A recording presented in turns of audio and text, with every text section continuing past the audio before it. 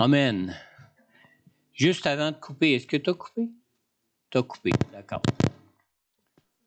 Je vais poursuivre avec l'autre enregistrement.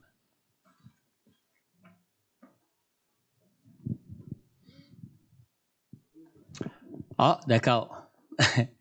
Alors, c'est en route. Alors, bonjour et bienvenue à tous, pour ceux peut-être qui viennent se joindre à nous en direct sur le web, ou ceux qui nous écoutent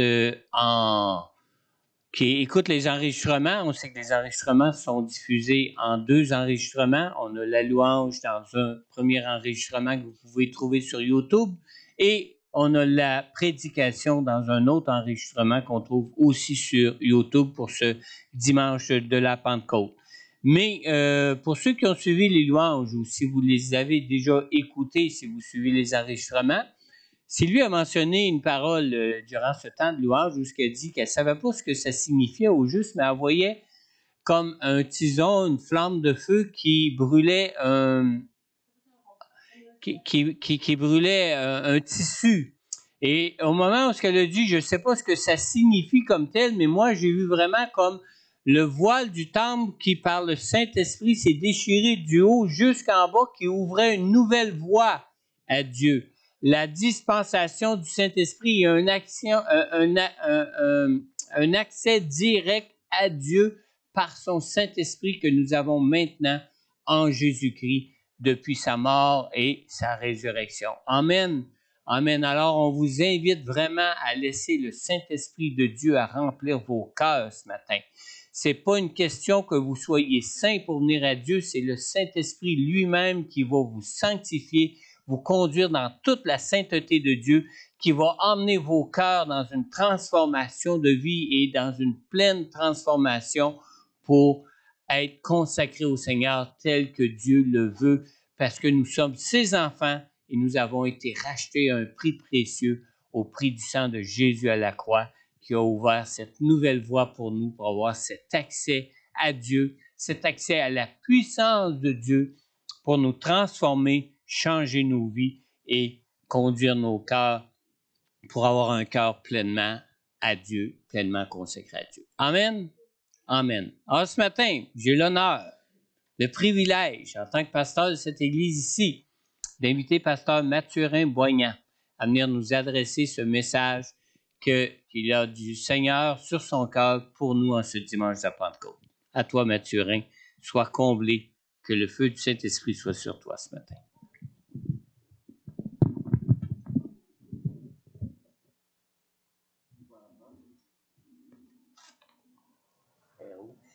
Et rouge. Oui. Ça marche?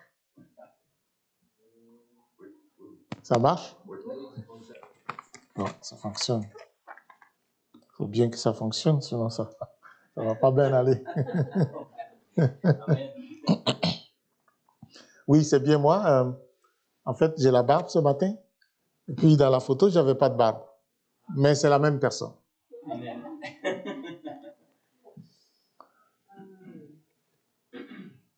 Bon, j'ai été déjà présenté.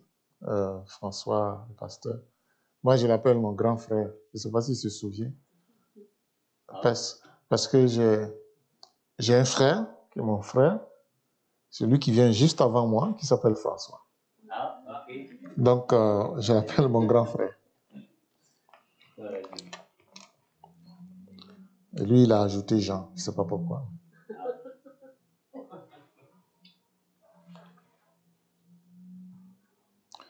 Alors, c'est avec plaisir que je suis là ce matin pour partager la parole de Dieu avec vous. Et je me parle aussi. Parce que c'est toujours un danger de parler aux autres sans se parler. Donc, je me parle pendant que je vous parle. Donc, nous nous parlons. Quand Jésus était sur la terre, avant de continuer, je voulais quand même prendre le temps de présenter mon frère Joël. Joël, c'est mon jeune frère. On est très proches avec sa famille. Je fréquente la même église où j'étais à Duberger. Si vous voulez l'inviter une fois pour venir faire la musique pour vous, il est très talentueux. Non, j'ai vendu la mèche. Alors, donc je reprends mon introduction. Quand Jésus était encore sur la terre, il a fait savoir à ses disciples qu'il était vraiment avantageux pour eux qu'ils partent. Moi, si j'étais là, quand Jésus était là, je ne sais pas si j'aurais accepté qu'il parte. Avec tout ce qu'il faisait, la protection que les disciples avaient, la puissance que Jésus déployait, quand il n'était pas temps qu'on l'arrête, personne ne pouvait l'arrêter. Il vous regardait et puis tout le monde était blasé, puis il passait son chemin. Jusqu'à ce qu'il dise un jour, c'est votre temps. C'est lui qui donnait le temps et puis c'est lui qui le gardait aussi. Jésus était totalement libre et il avait totalement le contrôle sur tout. Et puis il dit, c'est avantageux pour vous que je m'en aille. Je ne sais pas ce que vous aurez fait. Et il a dit, il faut que je parte. Mais si je m'en vais, je ne vais pas vous laisser seul. Je vais vous envoyer un consolateur. Jean chapitre 16, verset 7. C'est avantageux pour vous que je parte, mais je ne vais pas vous laisser seul. Et donc Jésus est effectivement mort, mais Jésus est aussi effectivement ressuscité. Amen. Amen. Amen. Bon. Parce que si Jésus n'est pas ressuscité, je ne sais pas ce qu'on fait ici. Ouais. Jésus est mort, mais Jésus est ressuscité. Jésus vit. Jésus n'est plus mort, il vit. Amen. Il a connu la mort, mais ça a duré juste 3 jours. Amen. Puis il vit. C'est pourquoi nous aussi, nous allons vivre, même si nous mourrons. Et il dit que celui qui vit et croit en moi ne mourra jamais. C'est Jésus qui l'a dit. Amen. Donc Jésus est parti et puis il a dit à ses disciples que lui s'en va, mais ils n'ont qu'à attendre, ils vont recevoir quelque chose. Il est monté au ciel 40 jours plus tard, après sa résurrection. Est-ce que je me trompe? Bon. Et la promesse est bel et bien venue. Amen. Amen. Nous ne sommes pas comme certains de nos frères juifs qui sont encore en train d'attendre Jésus. Ils sont encore en train d'attendre le Messie. Mais nous sommes, comme certains autres frères juifs, en train de prier pour que ceux qui attendent le Messie sachent qu'il est déjà venu et qu'il va revenir. Et que quand il va revenir, ce ne sera plus pour sauver, mais pour juger. Vous êtes d'accord avec ça? Quand il va revenir, ce ne sera plus pour sauver. C'est pour prendre les sauvés et pour juger. Le Jésus qui est mort, c'est un Jésus qui est venu donner sa vie pour sauver. Le Jésus qui revient, c'est le souverain sacrificateur. Celui qui vient prendre sa place de roi.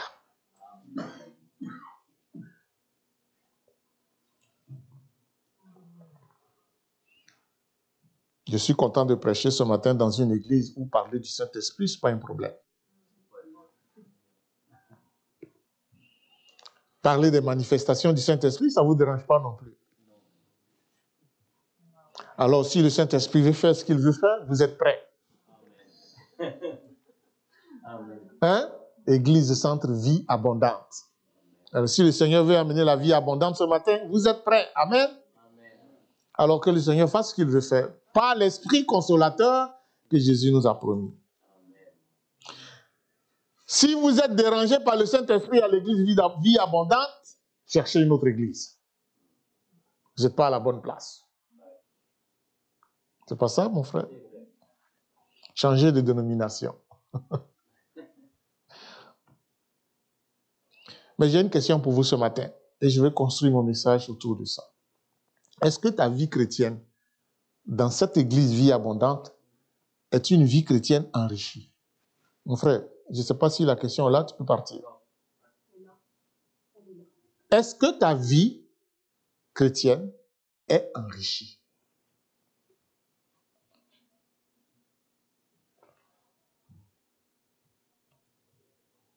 Est-ce qu'on doit répondre? Répondez pour vous-même, mais... Est-ce que votre vie chrétienne, est-ce que ta vie est une vie enrichie? Au Québec, on aime s'aimer, hein? Faire le jardin, c'est le temps.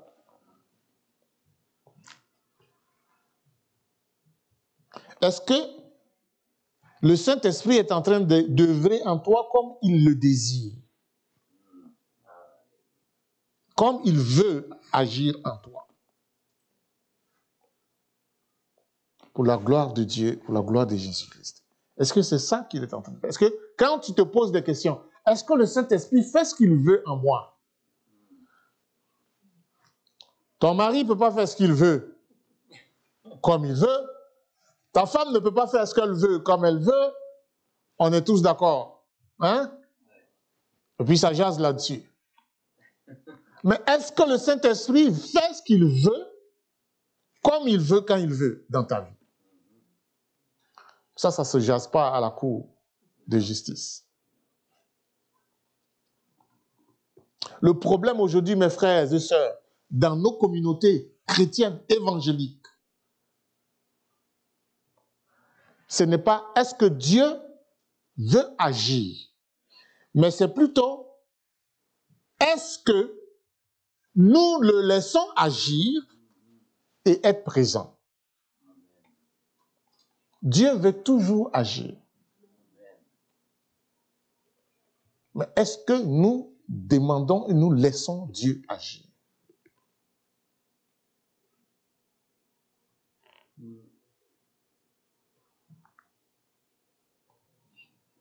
Qu'importe ta question, la réponse que tu vas me donner, je ne veux pas l'entendre ce matin.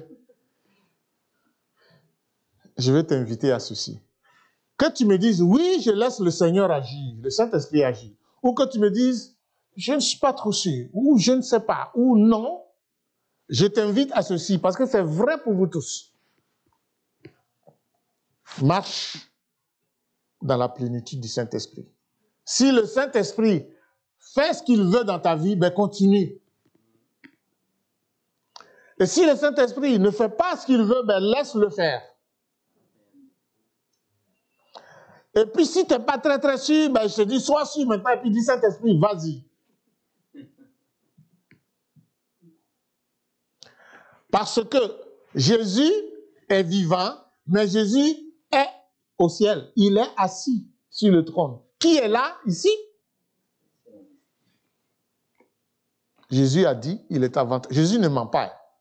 Jésus a dit, il est avantageux pour vous que je m'en aille. Parce que si je m'en vais, quelqu'un d'autre va venir. C'est le consolateur. Donc, qui est là avec nous? Jésus a dit, je ne vous laisserai pas seul. Je suis avec vous. Donc, il est à nous par l'Esprit. Amen. Mais est-ce que l'Esprit est libre de faire ce qu'il veut? Ça, c'est la grande question que nous tous, pasteurs, épouses de pasteurs, anciens, responsables, qu'importe nos titres, enfants de Dieu, nés de nouveau, rachetés par le sang de Christ. Ça, c'est la question qui nous est tous adressée tous les jours. Est-ce que le Saint-Esprit est libre de faire ce qu'il veut dans ta vie? Il ne veut pas juste venir, puis nous remplir, on parle en langue, et puis après ça, pfiou. Non. Il veut demeurer constamment dans ta vie. Donc, tu dois marcher avec lui, dans sa plénitude. J'aimerais lire quelques textes rapidement, de courts textes, puis ils vont apparaître, puis on va les lire ensemble rapidement. Oui? J'espère qu'ils sont là. Dans Matthieu chapitre 3, versets 11 et 12, ça dit « Moi, je vous baptise dans l'eau, en vue de la repentance. Mais celui qui vient après moi est plus puissant que moi. Et je ne mérite pas de porter ses sandales. Lui vous baptisera d'Esprit Saint et de feu. Ce n'est pas d'Esprit Saint, j'ai oublié le N. Mais c'est d'Esprit Saint et de feu. Et le Saint-Esprit me pardonne. Deuxième texte, Actes chapitre 1, versets 4 et 5. Comme il se trouvait avec eux, il leur recommanda de ne pas s'éloigner de Jérusalem, mais d'attendre la promesse du Père dont, leur dit-il, vous m'avez entendu parler. Car Jean a baptisé d'eau. C'est le Jean qui parle dans Matthieu. Mais vous, dans peu de jours, vous serez baptisés d'Esprit Saint. Amen. Troisième texte, Actes chapitre 2. Le jour est arrivé. Lorsque le jour de la Pentecôte arriva, ils étaient tous ensemble dans le même lieu. Tout à coup, il vint du ciel un bruit comme celui d'un souffle violent qui remplit toute la maison où ils étaient assis. Moi, j'aimerais bien que ça arrive ici, là. Je veux savoir si on va percer les portes pour partir en courant. Si on va rester pour recevoir ce que ce vent violent nous amène. Hier, il y en a eu un vent violent. Ça tombait de la grêle chez moi. Oui, hier. J'en ai même montré les photos à mon frère tout à l'heure. Je continue mon texte. Un souffle violent qui remplit toute la maison où ils étaient assis. Des langues semblables, qui semblaient de feu et qui se séparaient les unes des autres, leur apparurent. Elles se posaient sur chacun d'eux. Mais j'ai fait beaucoup de fautes dans mon affaire. Ils furent tous remplis d'Esprit Saint et se mirent à parler en d'autres langues, selon que l'Esprit leur donnait de s'exprimer. Ça montre mon humanité.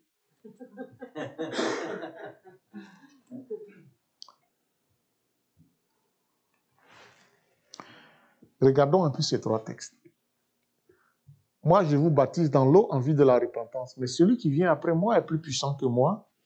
Je ne mérite pas de porter ses sandales. Lui vous baptisera d'Esprit Saint et de feu. Le deuxième, c'est la promesse que Jean a baptisé d'eau, mais vous serez baptisés du Saint-Esprit. Et le troisième, c'est l'accomplissement de la promesse. Amen. Le baptême est donné seulement à ceux qui se repentent. Dans Matthieu dit, moi, je vous baptise en vue de la repentance. Mais ceux qui venaient pour recevoir le baptême étaient déjà repentants. N'est-ce pas? Vous ne baptisez pas quelqu'un qui dit, je te baptise dans l'eau. Est-ce que tu es repentant maintenant? Le pasteur François ne va jamais baptiser quelqu'un comme ça ici. Il lui demande, est-ce que tu es repentant? Il dit oui. Il dit, bon, je te baptise. N'est-ce pas? Donc, vous ne recevrez pas le Saint-Esprit si vous n'êtes pas repentant. Le Saint-Esprit, quand il est venu là, il est venu sur des gens qui étaient repentis, qui attendaient. Il ne va pas tomber sur des gens, n'importe qui. Hein. Il tombe sur ceux qui ont un cœur ouvert à le recevoir. Amen. Amen. Donc, si ce matin, tu n'es pas encore repenti, n'attends pas la plénitude, n'attends pas le baptême. Reçois d'abord, donne-toi à Jésus, aie un cœur repentant, repenti, et toujours dans la repentance, et tu vas recevoir la présence pleine du Saint-Esprit. C'est sur eux que c'est tombé, pas sur n'importe qui. Il y avait plein de gars dans la ville, mais il est tombé sur 120 personnes. Mais 120 personnes prêtes à recevoir la plénitude. Et je vous dis, il n'y a rien. Mon frère pasteur qui est là, vous le dit toujours. Rien ne peut vous enrichir, à part le Saint-Esprit. Amen. Rien. Un autre élément, c'est il faut obéir pour recevoir la plénitude. Dans le texte, il dit, Jésus leur dit, ne quittez pas, ne vous éloignez pas de Jérusalem. Donc, s'ils s'en vont en Galilée, ils sont dans la désobéissance. Maintenant, si je vous dis de ne pas vous éloigner de Montmagny, ok? Ne vous éloignez pas de Montmagny pour recevoir une bénédiction. Et je la nomme, c'est Jésus, parce que moi, je ne suis pas capable. Jésus vous nomme une bénédiction, dit ne vous éloignez pas de Montmagny. Si vous allez vous mettre à la frontière de Montmagny, juste à la frontière, vous allez me dire vous n'êtes pas éloigné. C'est correct. On est d'accord? Mais si vous allez à Lévis, vous êtes en train de vous éloigner. Mais le meilleur endroit pour ne pas s'éloigner de Montmagny, c'est Montmagny même. On est d'accord? Donc, quand Jésus dit ne vous éloignez pas de Jérusalem, la seule et meilleure façon de ne pas s'éloigner de Jérusalem, c'est de rester à Jérusalem. Donc, il faut obéir à ça. Parce que Jésus n'a pas dit que la promesse va venir n'importe où. Et souvent, on veut que Dieu, dans toute sa puissance, nous donne tout n'importe où. Mais Jésus te dit à certains endroits, je vais te donner ça ici. Donc, obéis.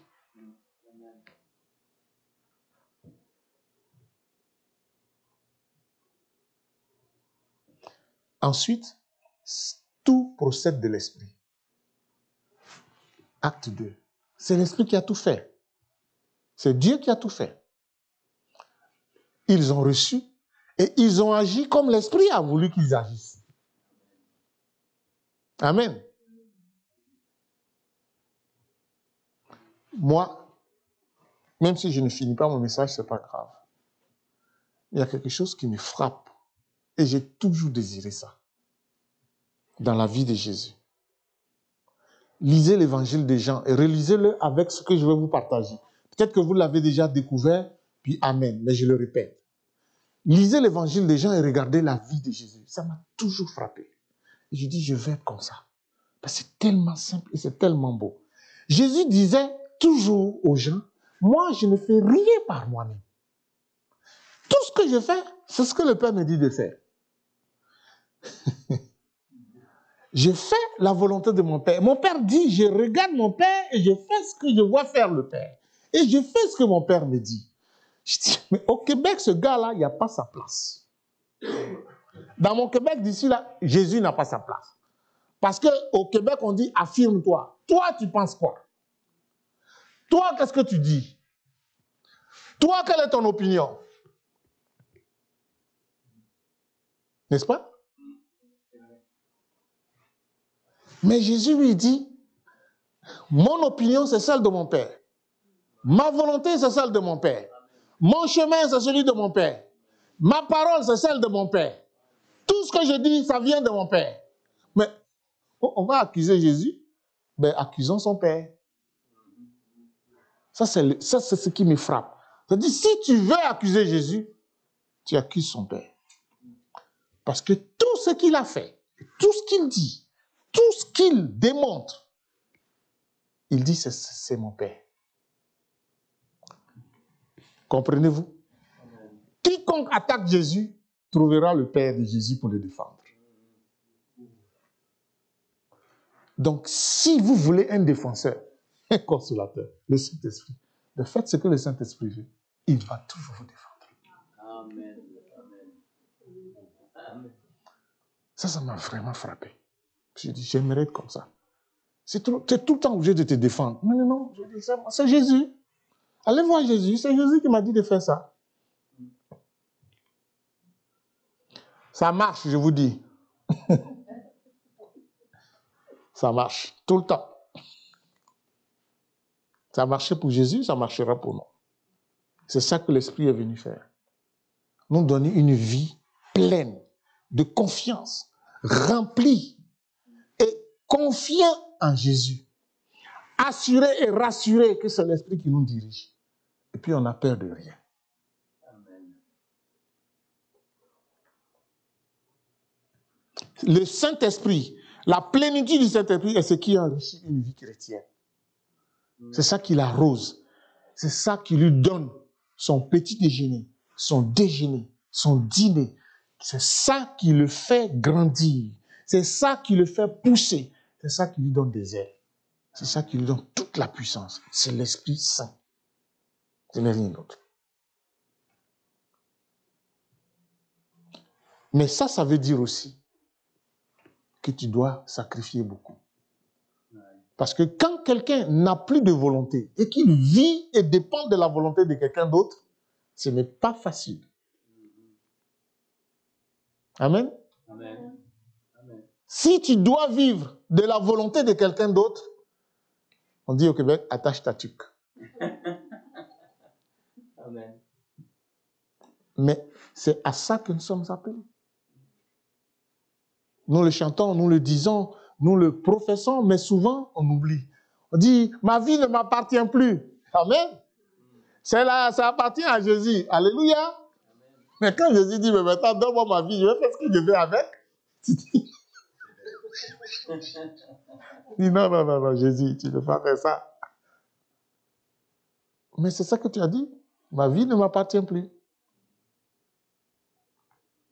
Elle appartient à Jésus. Jésus en est le propriétaire. C'est ça que ça veut dire, non? Mais laisse Jésus faire ce qu'il veut. Et là, ça devient la bataille. Mais tu ne peux pas être enrichi et marcher dans la plénitude. Ce n'est pas possible. Marcher dans la plénitude, c'est le sacrifice de l'abandon total à Jésus-Christ. Il y a un frère qui a écrit un livre que je ne suis pas venu avec. En anglais, c'est God is my everything. Dieu est mon tout. Et il dit, nous devenons littéralement ce que nous mangeons. De même, la nourriture spirituelle que nous digérons va déterminer le genre de personnes que nous allons devenir. Nous devenons ce que nous mangeons. Si quelqu'un est habitué à la malbouffe, qu'il mange tous les jours chez McDonald's, ben, il va devenir ce que vous allez voir.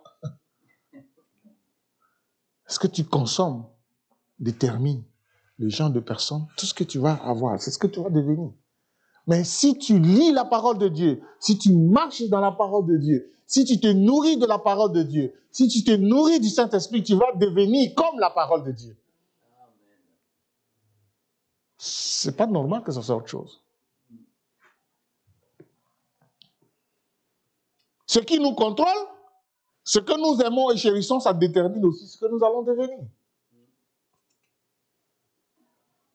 Le psaume dit, heureux l'homme qui ne marche pas selon le conseil des méchants, qui ne s'arrête pas sur le chemin des pécheurs, et qui ne s'assied pas sur les bancs des moqueurs, mais qui trouve son plaisir dans la loi de l'Éternel et qui la médite jour et nuit. Il est en train de nous dire, si tu marches avec le méchant, si tu t'arrêtes avec lui, si tu t'assois avec lui, tu vas lui ressembler. Par contre, si tu marches avec le Saint-Esprit, si tu t'arrêtes avec le Saint-Esprit, si tu t'assois avec le Saint-Esprit, tu vas aussi ressembler au Saint-Esprit. Maintenant, c'est à toi de choisir. Amen.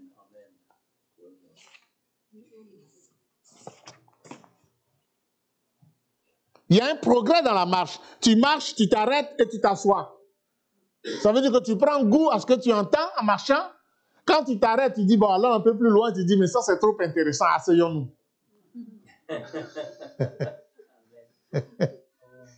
Donc, tu vois, tu marches, tu peux continuer. Non, tu t'arrêtes et puis tu t'assois. Là, tu ne marches plus. Là, tu baignes là-dedans. Mais fais ça avec le Saint-Esprit.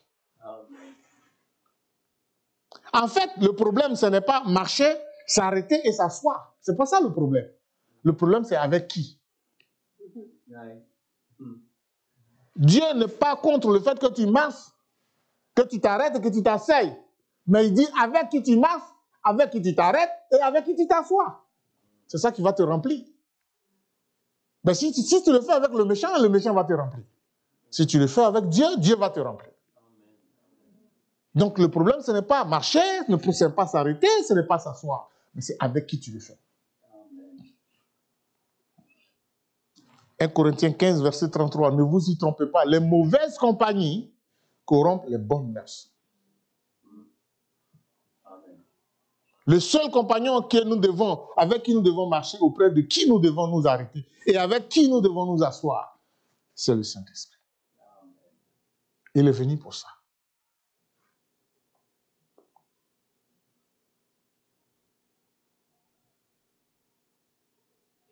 Le texte dit, nous allons être baptisés du feu, du Saint-Esprit et de feu. Saint-Esprit et de feu. Nous allons être baptisés du Saint-Esprit et de feu. Mais le feu, qu'est-ce que ça fait? Hein? Ça brûle, hein?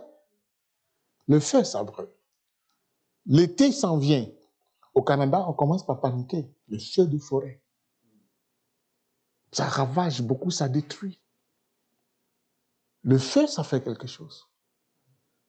Et le Saint-Esprit, le Dieu veut nous baptiser de feu, c'est pour nous brûler? Ben non. Qu'est-ce que ça veut dire le baptême du Saint-Esprit et de feu?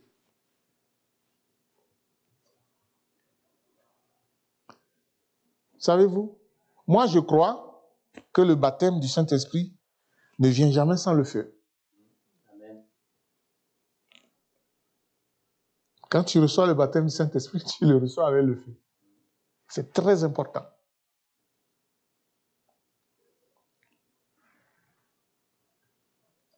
Acte 2, 1, 4, le premier texte qui nous parle de la venue du Saint-Esprit, nous mentionne que ce qu'on a vu d'abord, c'est des langues de feu.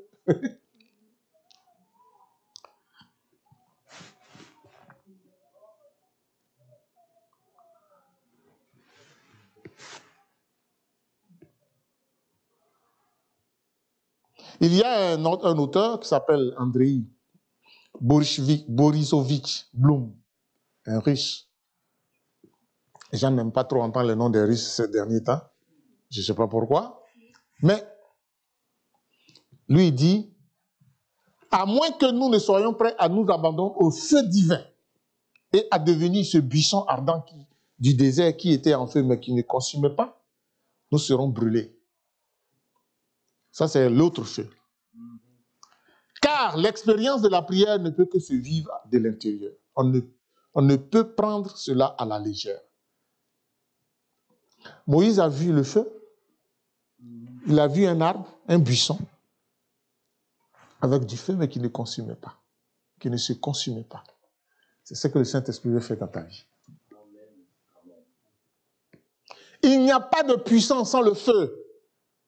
Et il n'y a pas de feu sans puissance non plus. Quand nous sommes baptisés du Saint-Esprit et de feu, nous recevons la puissance, mais aussi la purification. Nous recevons l'auteur de la puissance, mais nous recevons aussi celui qui nous dépouille de ce qui nous empêche d'être puissants. Et ça, c'est le rôle du feu.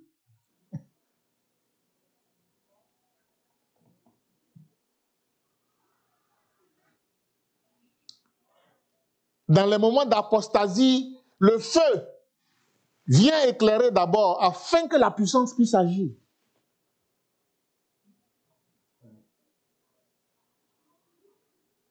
Une vie chrétienne obéissante a besoin de feu de l'esprit pour continuer dans la puissance. De la crainte de Dieu pour marcher dans la vérité, pour que la puissance continue d'agir. Parce que quand il y a le péché, quand il y a la désobéissance, la puissance s'éteint tranquillement. Et il faut le feu pour purifier, pour dégager, pour nettoyer.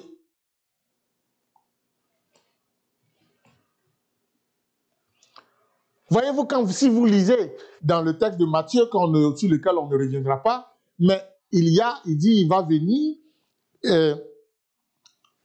il a son vent à la poupe, à la main, il vient, verset 13, comme vous continuez. Mais il y a plusieurs mots, mais il y en a des mots de feu, ça c'est pour juger, mais il y a le feu, ils vont baptiser du Saint-Esprit de feu, ça c'est la purification. Amen. Le feu de Dieu ne fait pas que juger et condamner, mais il vient aussi pour purifier, affermir et équiper.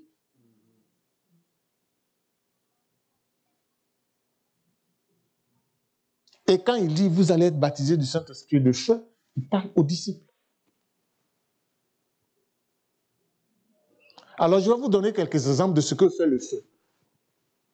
Vas-y, je vais voir qu'est-ce qu'il y a ici. Voilà. Continue.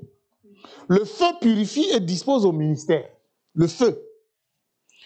Vous allez avoir l'exemple de Ésaïe chapitre 6. Nous n'allons pas le lire totalement, mais Ésaïe chapitre 6, vous connaissez un peu l'histoire. Et Ésaïe voit quelque chose d'extraordinaire. Qu'il a une vision et il voit. La parole de Dieu, elle est beaucoup plus intéressante quand on prend le temps de... L'année de la mort du roi Osias, je vis le Seigneur assis sur un trône très élevé. Et les pans de sa robe remplissaient le temple. Des séraphins se tenaient au-dessus de lui. Ils avaient chacun 6 ailes. 2 ailes dont ils se couvraient la face, 2 dont ils se couvraient les pieds et 2 dont ils se servaient pour voler. Avez-vous déjà vu des êtres humains, des oiseaux avec 6 ailes? Ben, vous allez voir ça un jour. Dans le royaume de Dieu, il y a des êtres comme ça. Ils criaient de l'un à l'autre et disaient, Saint, Saint, Saint est l'Éternel des armées. Toute la terre est pleine de sa gloire. Les soubassements des seuils frémissaient à la voix de celui qui criait et la maison se remplit de fumée. Quand est-ce qu'il y a la fumée? On dit il n'y a pas de fumée sans. Quand Ésaïe a vu ça, Ésaïe s'est senti comment?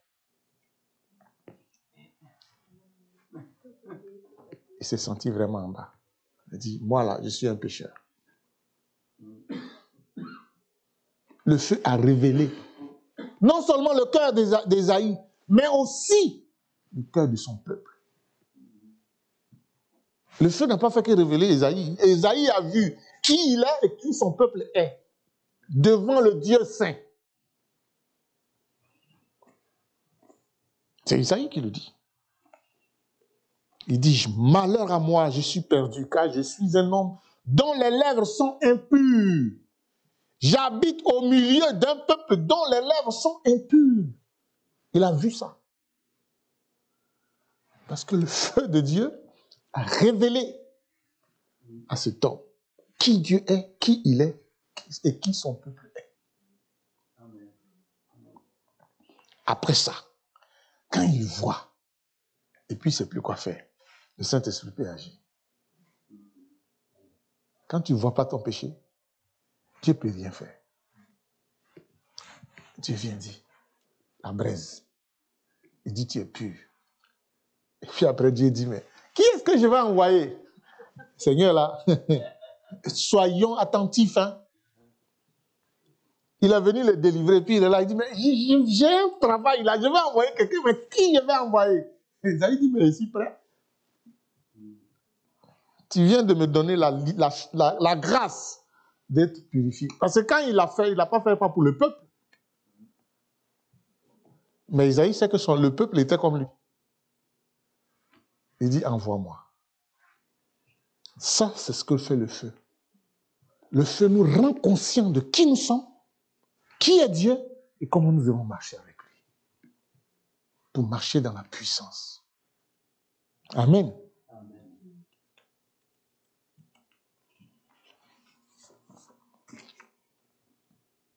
Vous avez aussi l'exemple de Moïse. Le buisson ardent. Quand il s'est approché, qu'est-ce que le Seigneur lui dit? Enlève tes sandales. Le lieu sur lequel tu te tiens est saint.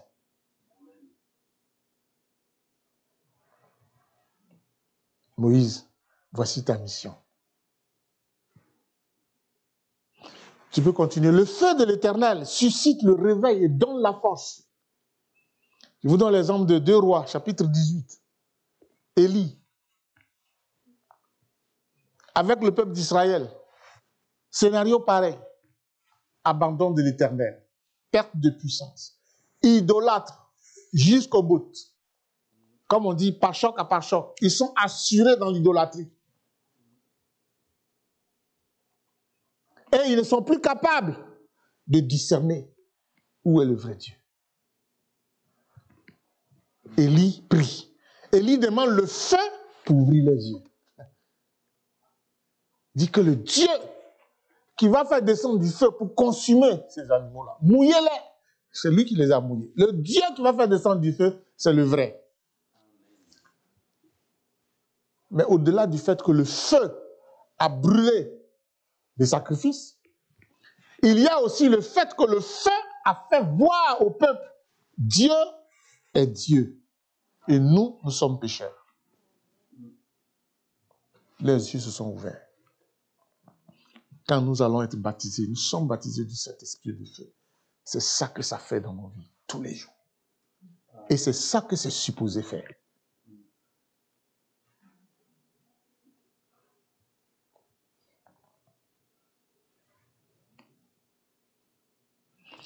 La prière d'Élie est la suivante. Il y a une version de la Bible qui s'appelle Nouvelle Traduction. Ça dit, jusqu'à quand boiterez-vous sur deux béquilles?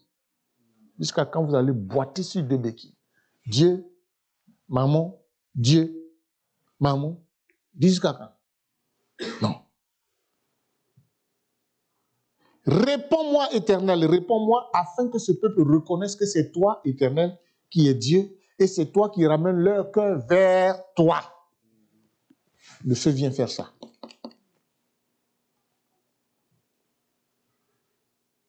Et le feu tomba, pour que le peuple sache, c'est Dieu qui est Dieu, je dois me repentir, et je dois le suivre. Ils ont tué tous les prophètes. Après ça, ils ont mis tous les prophètes, 400 à mort. C'est ce que le feu fait. Mais je voudrais aussi vous dire, mes frères, que nos bonnes actions sont comme du feu pour nos frères, pour nos sœurs, pour les gens envers qui nous avons ces bonnes actions. Le croyez-vous? Proverbe 25, pardon. Somme Proverbe, rapidement, et puis je vais conclure. Proverbe 25, versets 21 et 22. Ça dit,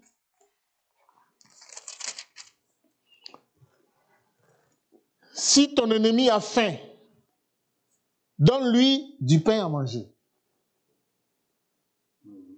Est-ce que nous sommes habitués à faire ça? Maintenant, je vais vous encourager à le faire, parce qu'il y a quelque chose d'extraordinaire. Si ton ennemi a faim, donne-lui du pain à manger. S'il a soif, donne-lui de l'eau à boire. Verset 22. Car, voilà la raison, ce sont des charbons ardents que tu amasses sur sa tête. Après, tu allumes le feu dessus. Ce que ça signifie ici, c'est que tes bonnes actions deviennent un élément de purification de l'autre. Quand tu fais ça, tu lui donnes à manger, tu lui donnes à boire, c'est comme des charbons ardents. Ça veut dire que c'est déjà allumé. Que tu mets sur sa tête, mais ce n'est pas pour le tuer. C'est pour lui faire comprendre qu'il est dans la mauvaise voie. Et qu'il doit se détourner de ses voies parce que l'esprit qui est en toi agit en lui par tes œuvres. Et quand l'esprit est dégagé dans ta vie et que tu fais ça, ce même esprit-là convainc. Quel est son rôle? Il dit, il convainc de péché, de justice. Wow. C'est ça le charbon ardent que tu mets sur la tête de ton ennemi. Maintenant, vous encouragez, rentrez dans mon manie, faites tout ça à vos ennemis. Vous allez en sauver quelques-uns.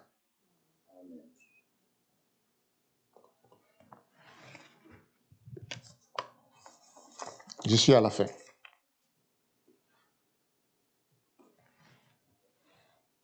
Bien-aimés, la Pentecôte, c'est la venue du Consolateur, du Saint-Esprit par qui nous avons la puissance pour la mission.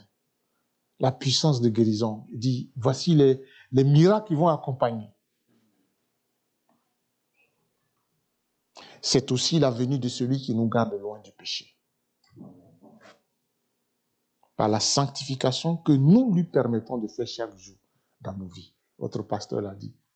Il dit, c'est lui qui nous transforme. Nous venons tels que nous sommes. Notre sœur l'a chanté. C'est lui qui fait l'œuvre. Mais pour qu'il fasse l'œuvre, il faut que tu t'offres. Que tu sois le sacrifice vivant sur qui te fait l'œuvre. Ta part, c'est de te donner.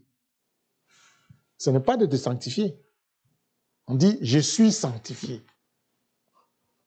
Quand tu dis, je me sanctifie moi-même, ça veut dire, je me dispose pour que tu fasses le travail. Parce que tu ne peux pas te sanctifier. C'est Dieu qui te sanctifie par son esprit. Amen. Mais si tu obéis et que tu te donnes, il fait le travail. Si tu nettoies bien tes oreilles et que tu l'écoutes, tu fais ce qu'il te demande de faire. Et quiconque t'accuse trouvera Dieu sur son chemin. Parce que tu fais la volonté de Dieu. La crainte de l'Éternel, je finis avec ça. C'est le dernier point. Entretiens la flamme de l'esprit.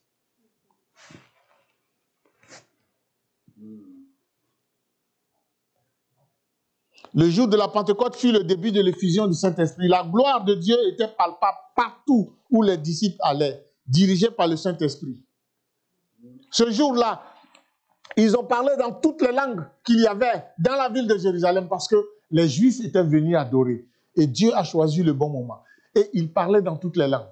Ceux qui étaient allemands comprenaient allemand. Ceux qui étaient espagnols comprenaient espagnol. Ceux qui étaient anglais comprenaient l'anglais. Ceux qui étaient francophones parlaient français. Ils entendaient tout. Ceux qui parlaient ma langue d'origine que vous ne connaissez pas, ils comprenaient. Ceux qui parlaient la langue d'origine de Dieu, ils comprenaient toutes les langues. Puis j'étais dit, waouh! Mais ce sont des Juifs. Ce sont des gens d'ici. Comment ça se fait qu'ils peuvent parler dans des langues comme ça que nous comprenons et que chacun entend la gloire de Dieu? Waouh! Et cette église-là a continué dans cette puissance. Partout, partout. Philippe, l'Esprit lui dit, allez, descends ici, va sur ce chemin. 111, rue Saint-Jean-Baptiste Est. Il descend. Voilà quelqu'un qui est en train de lire la Bible, qui ne comprend rien. Paf, il est sauvé. Alléluia. Et puis, bon, le Saint-Esprit le transporte quelque part d'autre. Il continue le ministère. Est-ce que vous ne voulez pas ça ici?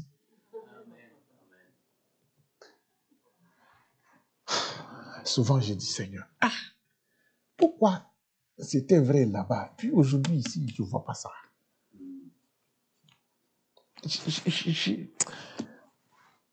J'aimerais vivre ça, moi. Sincèrement. Je ne sais pas à quoi ça va ressembler, mais j'aimerais vivre. Parce que je sais que si ça vient de Dieu, c'est vivable. Je m'ai prié, j'aimerais vivre ça. J'aimerais expérimenter ça. Bon, j'en ai vu là. Dans ma propre vie, j'en ai vu des miracles. On passerait toute la journée ici juste à vous raconter les miracles que Dieu a fait dans ma vie, et puis vous aurez faim, vous allez partir. Oui, j'en ai. Beaucoup.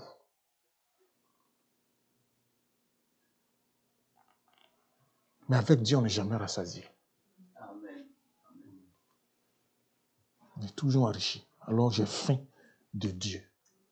Parce que pour peu que je ne l'entends plus, j'ai l'impression que tout est plat. Et ça, c'est une des prières que j'ai faites à Dieu quand je suis arrivé au Québec. J'ai commencé à entendre Dieu quand je suis arrivé au Québec. Le Québec, pour moi, a été comme un désert. Où le Seigneur m'a pris. Excusez-moi, vous avez encore un peu de temps? Quand j'étais dans mon pays, j'étais au beurre. Je viens d'Afrique, de Côte d'Ivoire. Mais là-bas, j'étais au beurre. Je ne savais pas c'est quoi souffrir, c'est quoi un problème d'argent. Je n'ai jamais connu ça dans mon pays d'origine. Je suis le plus jeune d'une famille de 12, le dernier garçon. Donc moi, mes frères travaillaient. C'est mes frères qui ont payé mes études ici. Un de ceux qui ont payé mes études est décédé, on l'a enterré le 13 mai. J'étais au beurre. Et donc, j'étais chrétien, mais je n'entendais pas Dieu. J'étais trop bien. Et le Seigneur a permis que je vienne au Canada. Coupé de tout le monde, seul avec lui, ne connaissant personne. Et là, je vais commencer à apprendre c'est quoi la souffrance. De vivre et de s'attendre à Dieu pour payer sa chambre, de payer ses scolarités, de s'attendre pour que tu trouves ce que tu dois avoir pour manger. J'ai commencé à expérimenter ça ici, dans un pays d'abondance. Voyez-vous comment Dieu a de l'humour? Dans un pays d'abondance, moi je suis dans la misère. Et là, je vais apprendre à compter sur Dieu, à m'attendre à Dieu et à le chercher. Pour la première fois de ma vie, j'ai fait cette prière-là. J'ai dit, Seigneur, Si c'est ça être chrétien, alors c'est plate de devenir chrétien. Je l'ai fait au Québec. Il dit, mais c'est ça être chrétien? Venir à l'église, puis sortir, puis c'est comme n'importe quelle réunion. Mais vraiment, je veux te connaître. J'ai commencé à prier comme ça ici. J'ai trouvé la vie chrétienne plate. Je ne la trouvais pas plate en Côte d'Ivoire. Mais j'ai commencé à la trouver plate ici. Et tranquillement, j'ai commencé à jeûner et à prier. 1 an! Plus d'1 an. Et le Seigneur m'a répondu. Il ne faut pas te décourager. Quand tu le cherches, cherche-le. Parce qu'il va savoir. Est-ce que tu es sérieux? Tu veux me connaître? Tu vas le recevoir. Et un jour, il m'a répondu. Il a commencé à me parler. Il dit, tu veux me voir? Je suis venu.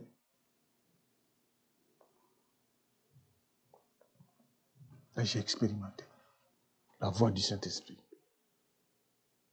Tu vas ici, tu ne vas pas là. Tu fais ça, tu ne fais pas ça. C'est pour ça que je suis devenu pasteur. Moi, j'ai fait des études jusqu'au doctorat en sociologie. J'ai écrit une thèse.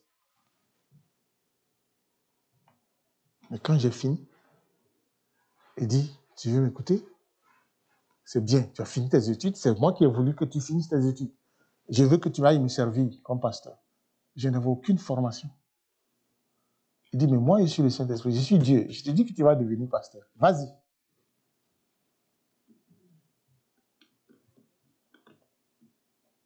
J'ai expérimenté un peu ce que l'apôtre Paul a vécu.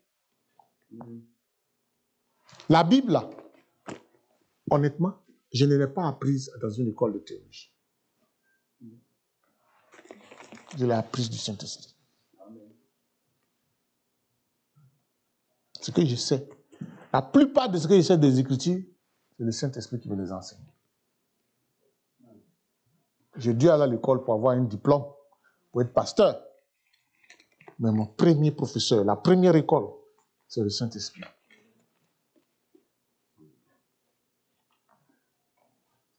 J'ai mangé des claques ici. Mais il faut être prêt. Et je ne vous dis pas que je suis arrivé. Je ne veux pas aller loin une autre fois. Mais il faut marcher dans la plénitude. C'est beaucoup de sacrifices, mes frères. Nous sommes en guerre sur cette terre. Dans un monde qui veut nous arracher à Jésus, mais aussi dans un monde où nous devons arracher les autres pour Jésus. Et si nous ne sommes pas remplis de l'Esprit, et si nous ne marchons pas dans l'Esprit, c'est l'autre monde qui va gagner.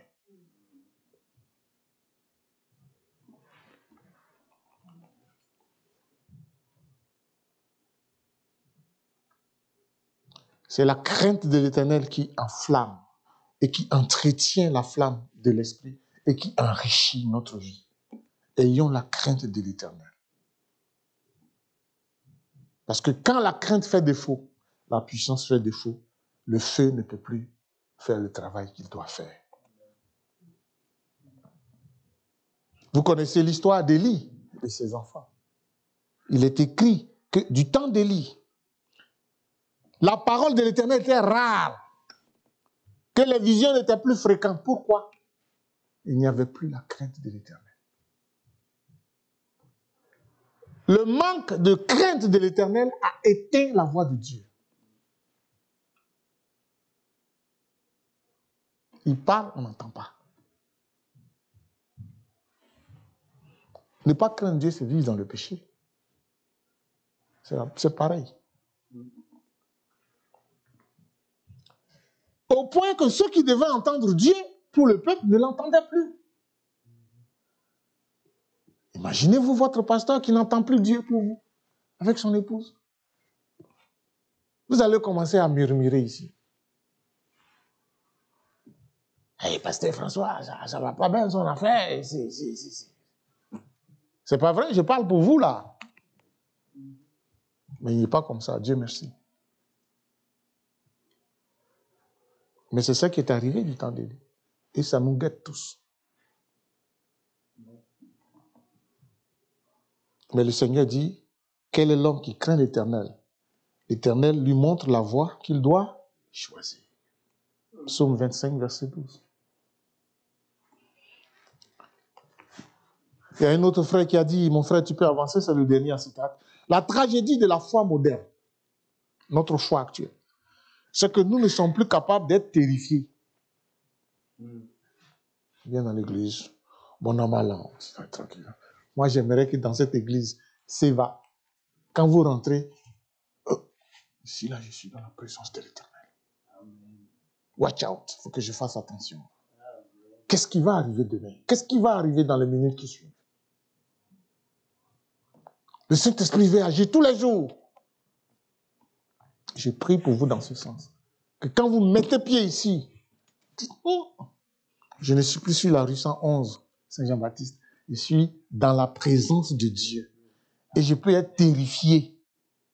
Parce que Dieu est grand et vaste et il n'y a pas de limite. Donc il dit, la tragédie moderne de notre foi moderne, c'est que nous ne sommes plus capables d'être terrifiés. J'aimerais suggérer que l'église redevienne un endroit de terreur. Ça vous fait peur, ça? Un endroit où Dieu doit nous dire continuellement, ne craignez point, je suis là. Parce que, voyez-vous, tous ceux que Dieu rencontre, l'apôtre Paul, tous, lui, tout le monde, quand Dieu les rencontre, ça tombe. Ça tombe. Tu n'es pas capable de résister devant la pureté de Dieu. Et puis, il y a lui qui te dit, lève-toi, ne crains pas. Esaïe dit, je vais mourir, parce que j'ai vu la sainteté de Dieu, il dit, non, tu ne vas pas mourir. Et tous, Jean, tous. C'est ça. Quand tu es dans la présence, quand tu sens la présence de Dieu, il y a une crainte qui te saisit. Et même souvent, je peux te dire qu'il y a même la peur. Sinon, calme-toi, je suis là. Je prie, je veux et je demande ça pour l'Église. Amen. Ça va nous aider à marcher un peu dans la crainte. Un endroit où notre relation avec Dieu n'est pas une simple croyance ou une doctrine ou une théologie, mais plutôt la présence brûlante de Dieu, le feu, dans nos vies. Je suggère que le Dieu que nous avons domestiqué, le Dieu domestiqué de la délivrance, soit remplacé par le Dieu dont la présence brise nos égos en poussière, brûle nos péchés en cendres et nous met à nu afin de révéler la vraie personne qui est à l'intérieur et la puissance de Dieu. N'est-ce pas ce que nous voulons tous? Amen. Marcher dans la présence, dans la puissance, dans la plénitude du Saint-Esprit. Ça prend aussi et surtout la crainte de l'Éternel.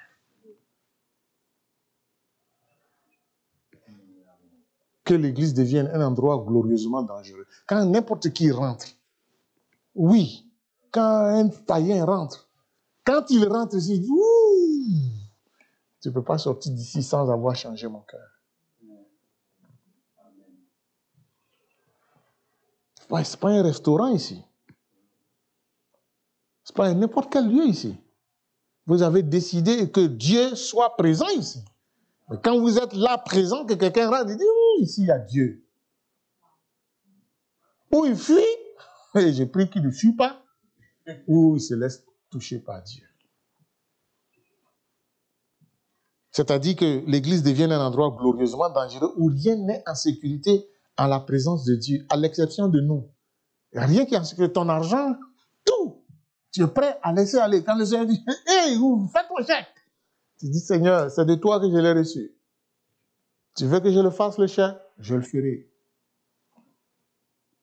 Et je vous dis, si vous êtes croyant, si vous croyez en Dieu, qu'importe le nombre que vous êtes dans cette église, que vous êtes fidèle dans ce que Dieu vous donne pour l'église, il n'aura jamais faim et vous allez être bénis. Regardez-le comme un lévite, à qui Dieu a dit, tu n'auras ni part en Israël. Ta part, c'est moi l'Éternel. Mais vous êtes aussi sa part. Son pain est dans vos mains. Lui et son épouse. Ça aussi, ça remplit du Saint-Esprit. Qu'importe le nombre que vous êtes, si vous êtes fidèle, Dieu bénit. Ne dites jamais, oh, on n'est pas nombreux, on ne peut pas payer notre pasteur. Non, Dieu vous l'a donné. Dieu est capable. Amen. Bon, j'ai fait une digression pour parler en faveur de mon frère. Parce que le pasteur, c'est beaucoup de sacrifices. Que le Seigneur vous bénisse. Pasteur, tu peux avancer? J'ai fini. Et que le Seigneur nous remplisse de son esprit. Nous accorde sa grâce. Amen. Est-ce qu'on prend le temps de prier?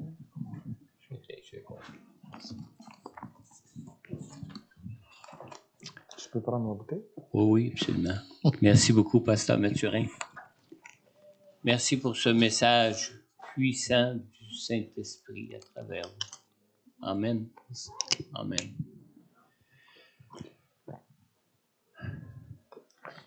Sylvie va nous conduire dans un dernier chant de louange, d'adoration à Dieu. Puis peut-être que dans vos cœurs, vous sentez vraiment un vide qui n'a jamais été comblé. Vous savez, ce vide-là, là, il y a juste Dieu qui peut le combler. Juste lui par la personne du Saint-Esprit. La vie que peut-être vous pouvez trouver plate, même si vous êtes chrétien, est peut-être parce que ce vide-là n'a jamais été rempli. Et Dieu veut le remplir. Et c'est la raison même de cette vision que Sylvie a eue durant ce temps de louange, puis de cette vision que j'ai eue du feu qui brûlait le voile qui séparait, qui nous séparait de la présence de Dieu au temple. Ce voile-là, il n'est plus là. Cet accès à Dieu est ouvert aujourd'hui. Cet accès est là pour nous, pour que ce vide qui se trouve encore dans nos cœurs soit rempli par le Saint-Esprit. Amen. Le Saint-Esprit qui non seulement peut nous combler, mais le Saint-Esprit qui nous change, qui nous transforme, qui nous purifie, qui va faire que nous, à cause de ce cœur rempli du Saint-Esprit, nous allons faire une différence dans ce monde, une différence dans notre Église, une différence sur la rue Saint-Jean-Baptiste à Montmagny, une différence dans tout cette région où Dieu nous a plantés pour que nous puissions prier pour lui. Alors, durant que Sylvie va faire ce dernier chant de louange et d'adoration, je vais vous inviter à vous lever ensemble et ceux qui voudront s'avancer pour qu'on puisse prier pour eux, pour qu'on puisse prier que cette place, ce vide dans vos cœurs soit rempli par la présence du Saint-Esprit, que Dieu la remplisse. Amen. Pasteur Mathurin lui-même va pouvoir s'avancer pour prier pour vous. Nous pourrons même prier tous les deux pour vous en tant que vos pasteurs. Amen. Dieu vous bénisse. Levons-nous ensemble. Ô Saint-Esprit, je viens dans la louange, les yeux fermés, doucement t'adorer. Peux-tu remplir ce lieu de ta présence? Nos cœurs arides ont besoin de sentir. Brûler encore comme au premier jour, quand dans ta grâce tu nous as secourus, nous pardonnant dans ton immense amour, purifiés par le sang de Jésus. Ô Saint-Esprit, je viens dans la louange te demander de venir en ce lieu. J'étends mes mains, j'ai soif de ta présence. Viens Esprit Saint, et viens Esprit de Dieu. Saisis nos mains, faibles et languissantes. Ô Saint-Esprit, ranime le feu, ton feu ardent, voilà ce qu'il nous manque. ta gloire resplendisse en ce lieu. Ô Saint-Esprit, viens dans la louange, se repentant là où nous sommes tombés. Ô Saint-Esprit, pardonne nos offenses, qu'on te laisse toujours, Saint-Esprit, diriger. Saisis nos mains faibles et languissantes. Ô Saint-Esprit, allume le feu, ton feu ardent, voilà ce qu'il nous manque, pour que ta gloire resplendisse en ce lieu. Ô Saint-Esprit, je viens dans la louange, les yeux fermés, doucement t'adorer.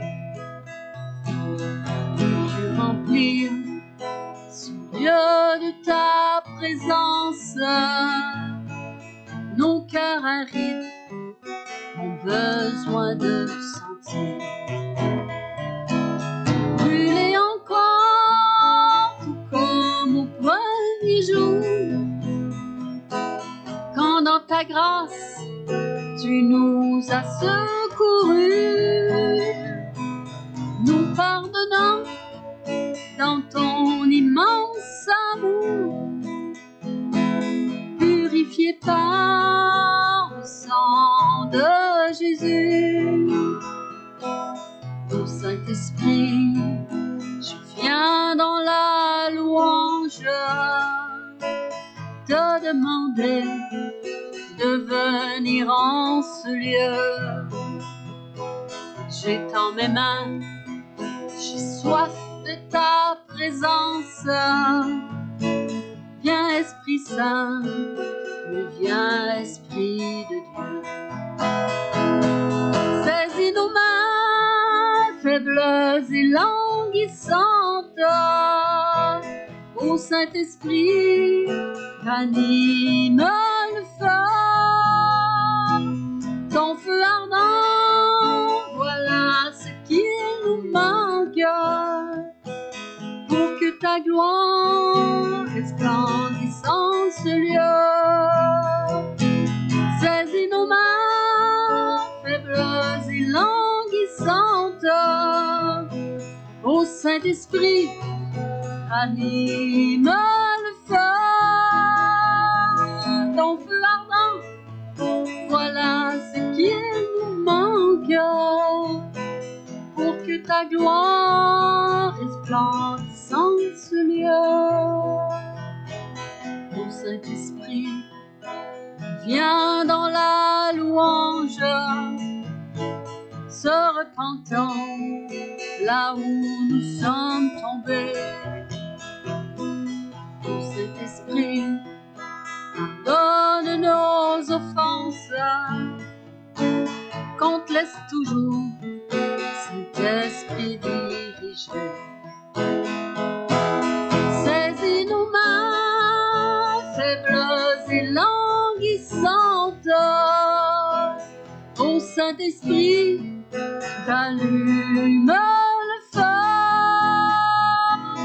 ton feu ardent, voilà ce qu'il nous manque, pour que ta gloire resplendisse en ce lieu. Saisis nos mains faibles et languissantes. Ô Saint-Esprit, allume le feu,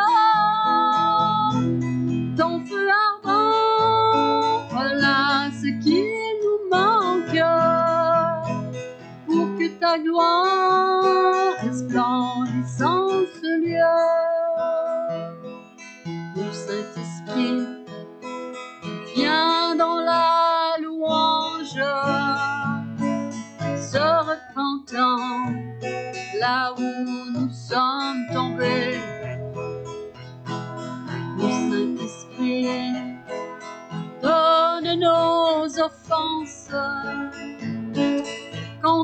toujours, Saint-Esprit dirigé.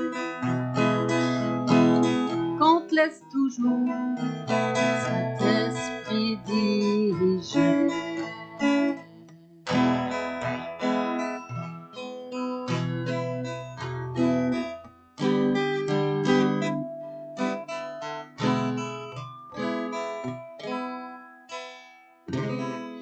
Alléluia, alléluia, alléluia. Seigneur, on veut t'élever, on veut t'adorer. On veut, Seigneur Dieu, que tu prennes toute la place qui te revient. Sois loué, Seigneur.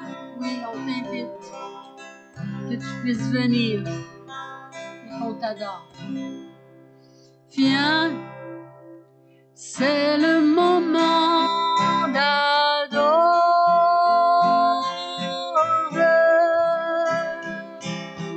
Viens, c'est le moment d'ouvrir ton cœur. Viens, tel que tu es, et adore. Viens, tel que tu es devant ton Dieu. Viens, c'est le moment d'adorer.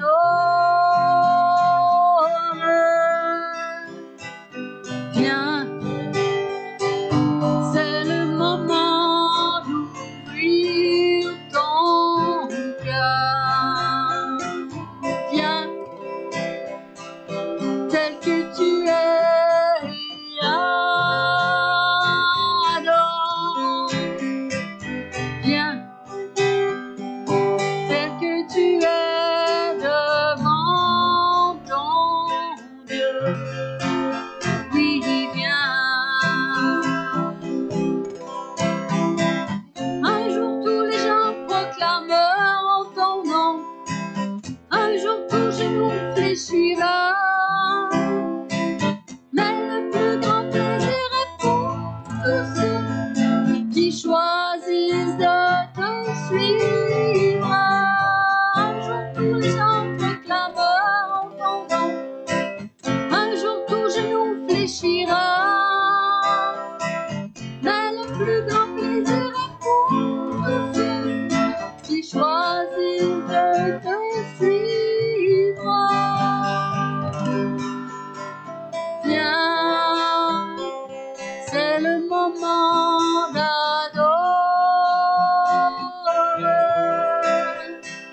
Viens, c'est le moment d'ouvrir ton cœur.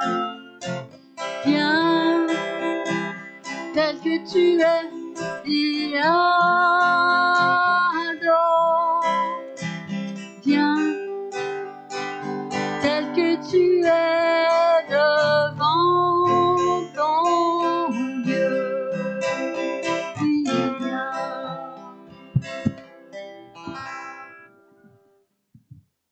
Amen, alléluia.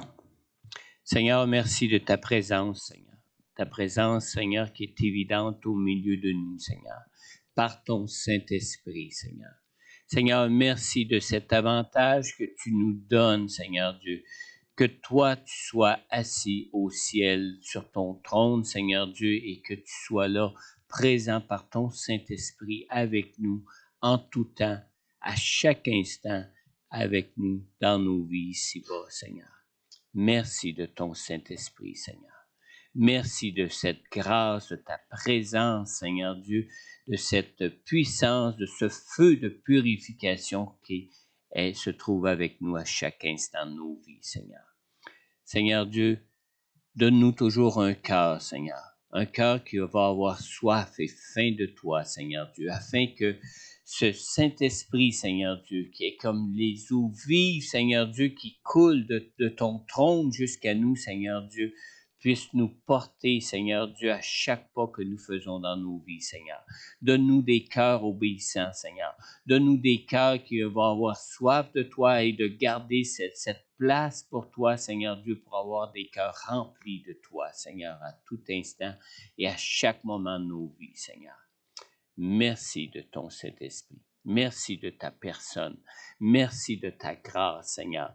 Merci de ton Fils, Seigneur Jésus. Merci, Père, de ton amour pour nous, Seigneur.